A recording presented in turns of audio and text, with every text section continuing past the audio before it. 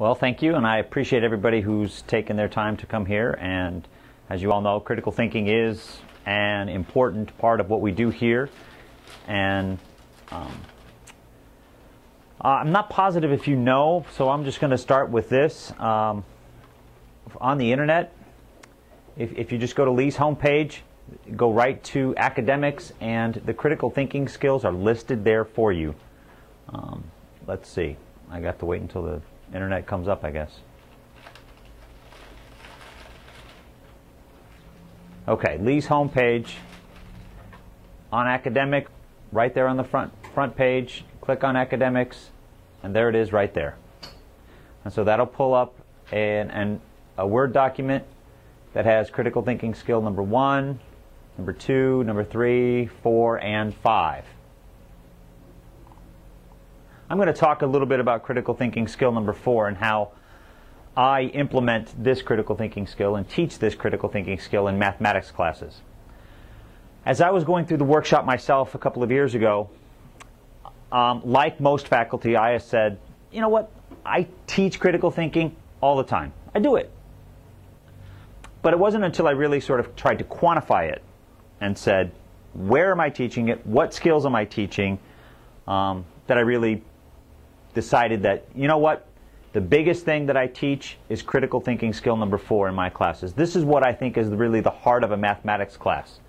Now, if you look at this, you might see, well, the analysis part, determine criteria or methodology. I don't really do that. I mean, you use the mathematical rules, and there's nothing to determine. Mathematics is mathematics. But I realized that as I was going through this critical thinking skill can interpret it in a number of ways. And my idea with what I was doing is really this first step, the analysis step, is to identify the parts, the divisions, the elements of the subject or object. And I teach critical thinking skill number 4 when I teach mathematical modeling. How to solve word problems. Students hate word problems.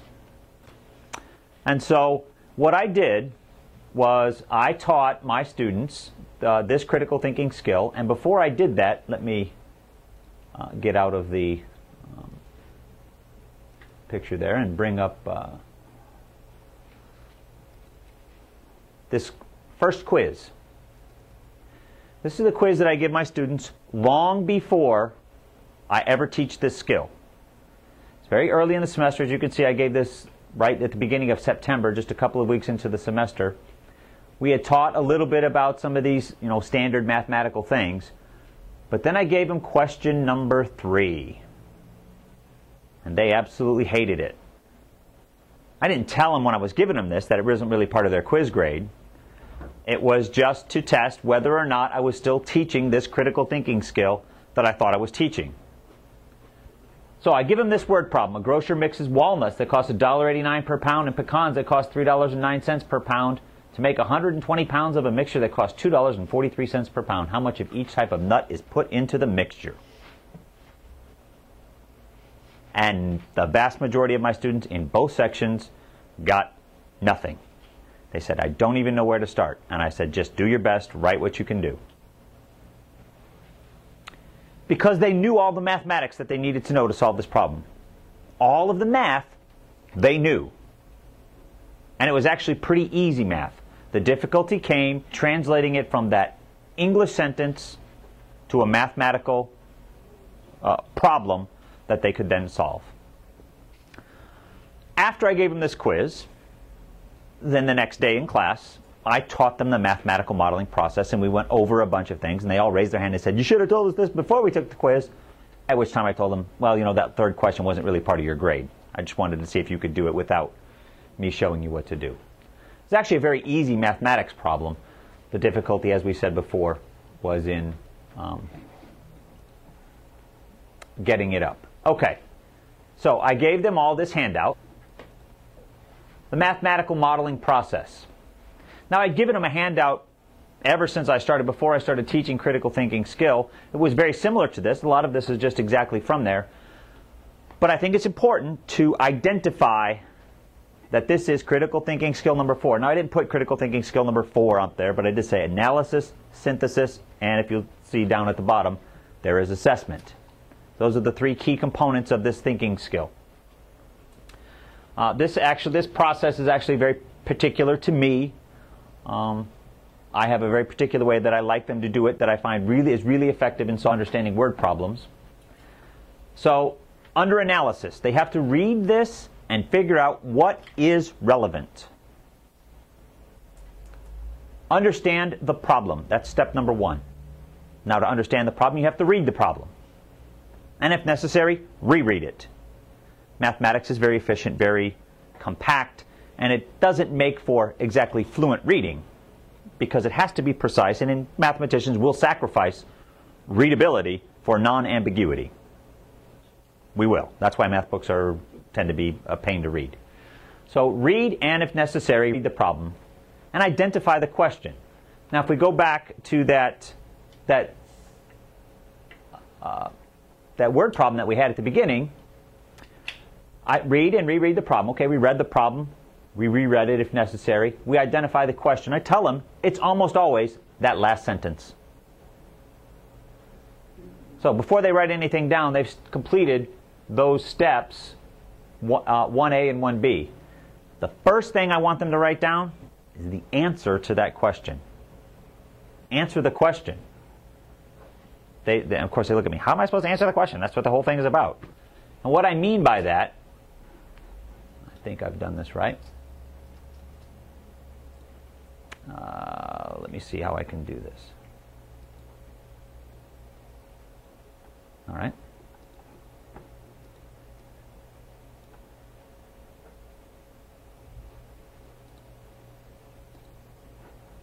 Is this. I want them to write this sentence. The grocer uses blank pounds of walnuts and blank pounds of peanuts. Why? That identifies what they're supposed to be doing. They have read it. They have said, what do I have to do? They've identified that. Part of critical thinking skill, analysis. What am I supposed to do? Okay?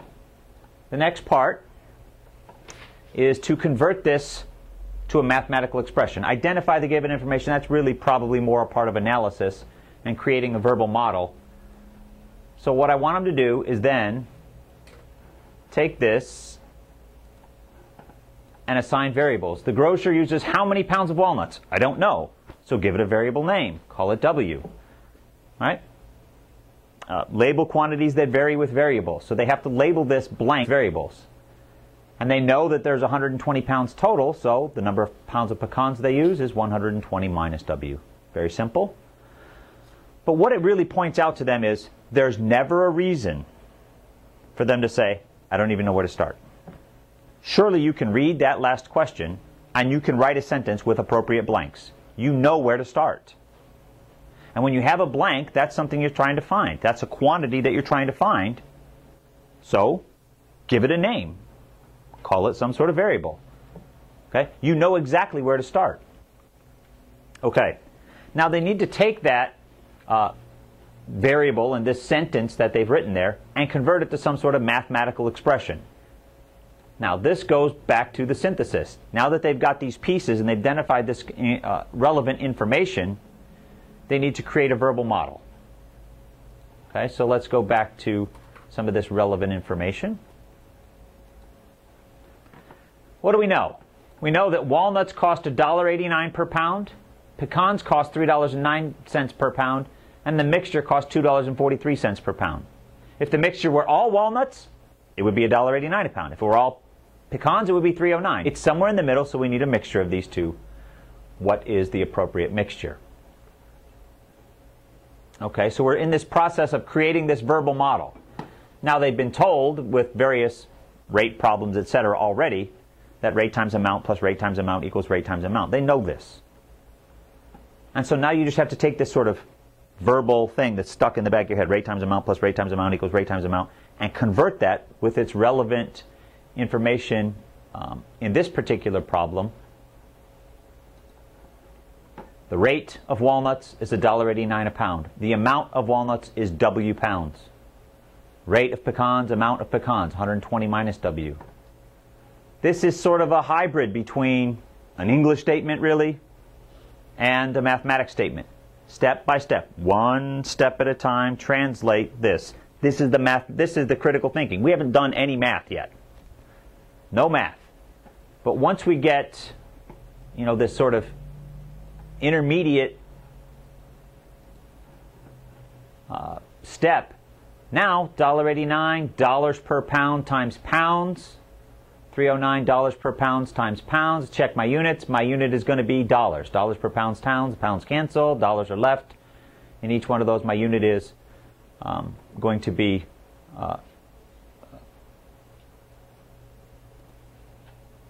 dollars. This is an equation that tells them how many dollars are spent.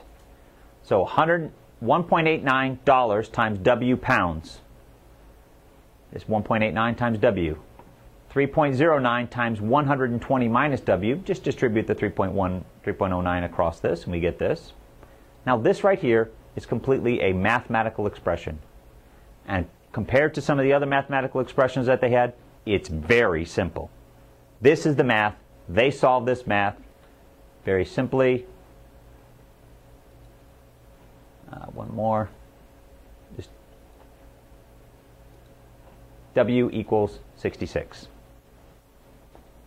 So back to our the process that I said. So what did we do? We created a mathematical expression. We identified the given information. What was relevant there? We created a verbal model, and we took steps to translate that verbal model into a mathematical expression and solved it. Now, this part right here, drawing a picture or a sketch, to help with this type of problem. If we're trying to find heights or some other types of mathematical modeling problem, a picture or a sketch is very helpful. Okay? So these are ideas to use to create this mathematical model that you need to solve. And in some cases, the verbal model is rather irrelevant, and you want to go from the picture to the mathematical expression that you then solve. So, step 3. This is the only mathematics involved right there. Solve the mathematical expression. Once you've gone through all that translation, solve that mathematical expression, and I tell them it, compared to other problems that you usually have, it's actually a very simple thing to do. Down to the mathematical expression, that's usually the simplest thing on there. And now, a lot of students in the past when I've taught this would want to stop right there. W equals 66. Which is maybe okay if they called it W, but what if they called it X? Which would be fine. I mean, you can call your variable anything you want. The question is, how much of each type of nut is put into the mixture? X equals 66. Doesn't really answer the question, does it? Is that the number of pounds of walnuts? Is that the number of pounds of pecans? Of course, I told them to assign a variable that makes sense, so when they look at that, they say, ah, that's W. But the last step on this critical thinking is the assessment part. Not just to get this mathematical answer, but to interpret that in context. Engage your brain. Most of the time it's just going back and filling in the blank, but often it's not. So going back and filling in the blank. W equals 66. Aha! There's my blank. That's W. I write the number 66 there. There's my other blank. That's 120 minus W. I write 120 minus 66, 54 in there. So I would just go in and write 66 pounds of walnuts and 54 pounds of pecans. And now I have my answer. And it's the first thing up there. This is supporting work. There's my answer. And the rest of this is just the supporting work that shows how I got it. And so that's how I implement critical thinking skill number 4 in my mathematics classes. Now I do this not just in college algebra, which is what this is an example of, but I do this in calculus. I do it in differential equations when I teach that. I do it in combinatorics. The mathematical modeling process where you're given a real world word problem, whatever you want to call it, this process holds regardless of what type of problem it is. Where it differs is solving the mathematical expression. Maybe it's something you can do in college algebra. Maybe it's something you need calculus techniques to do. Maybe it's differential equations that you end up with. That's where the math comes in, not in creating this process. So that's how I implement critical thinking skill number 4. Analysis, see what you have and how it's relevant. Synthesis, how does it work together? How do these pieces work together? How can you put them together? And then the assessment. One last thing that I did want to say. about assessment when in mathematics is not just, this last step is not just go back and fill in the blanks always. Because if this had said something like, how many children should be on each bus? And they solve a mathematical expression and it says 32.3. That doesn't really make any sense.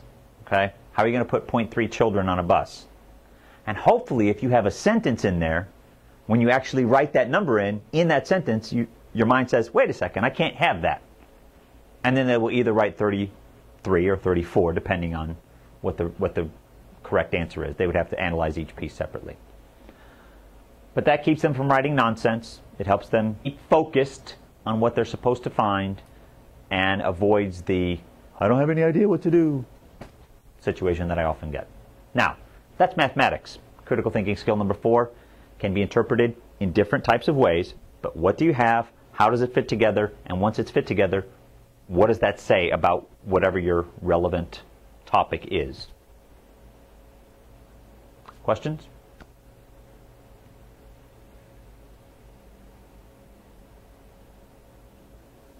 I like how it's a critical thinking skill to apply it to your own. Pardon? You know, it's a critical skill to apply it to your own field. Absolutely, absolutely. This wasn't something that I just said, oh yeah, that's what I do. I mean, it was like, I know I do this, and I know I teach problem solving, and I know that translation step is really just critical thinking. How do I fit it to what we sort of came up with at Lee for these 5 critical thinking skills? Now, maybe these 5 critical thinking skills aren't hard and fast in their definitions. Maybe we need to work on them a little bit. They're pretty good right now. They allow the flexibility for me to interpret it like this. But I know it's critical thinking. And I've seen how it fits with what we've called critical thinking skill number 4. Of course, when I first saw it, I said, oh, I teach critical thinking skill number 5, problem solving. But when I looked at the definition of what we called problem solving, I realized that was much more of a different type of problem than, you know, a mathematics word problem or something like that. So I said, you know, looked at all of them, and I said, you know, it's really more critical thinking skill number 4. So yes, I agree with you that you may have to do some investigation, reading of what these skills are, and think about things you already do. Right? This is not really meant to be an addition to what you teach. It's really meant to be much more of an identification of what you already teach and how it is already critical thinking. You don't need to add something to your syllabus, you just need to identify it. And it's very helpful, as I said, to call it critical thinking skill number 4 or 3 or 2 or whatever we call it, because they're going to hear that from other places. And so when my college algebra students get into an upper division psychology course and they say, well, we're going to do something with critical thinking skill number 4, hopefully some of those techniques, analysis, synthesis, and assess that they hopefully learned in this class, translate.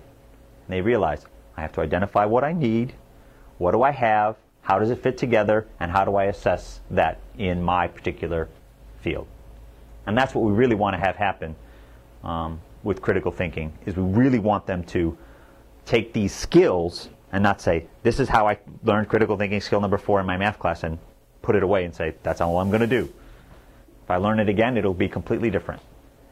Hopefully there's enough similarities in even the different flavors of the same skill that you can translate that easily.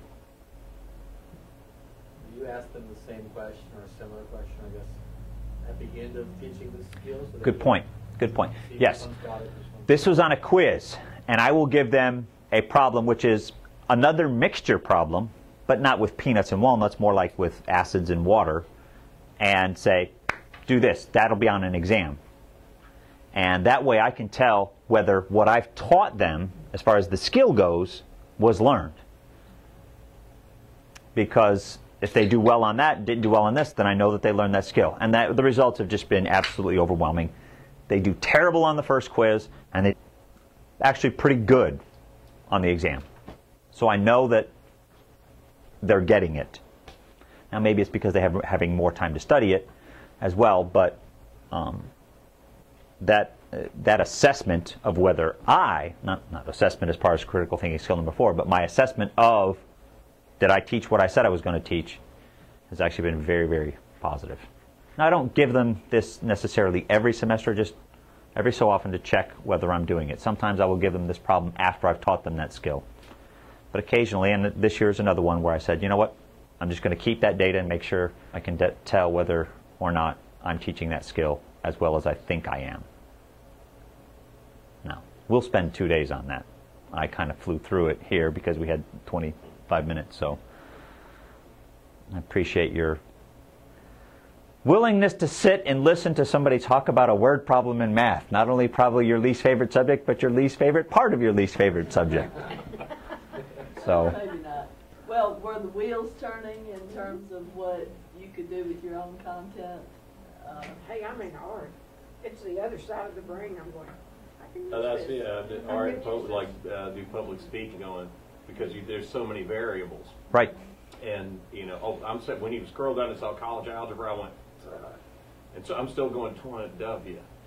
I remember those X's are going back to my head. But, I understand it, but it's the same application, but a different side of the brain, for the creative side. So, as always, I'm looking at it going, I know the answer's there, and I can see what to do. It's just that crossover cortex part. I'm staring at it going, I know it's perfectly clear to somebody, and I know it makes absolute sense. Well, I give them this. I'll give them this too, and they'll say, they'll always give me it's always so clear when you do it in class.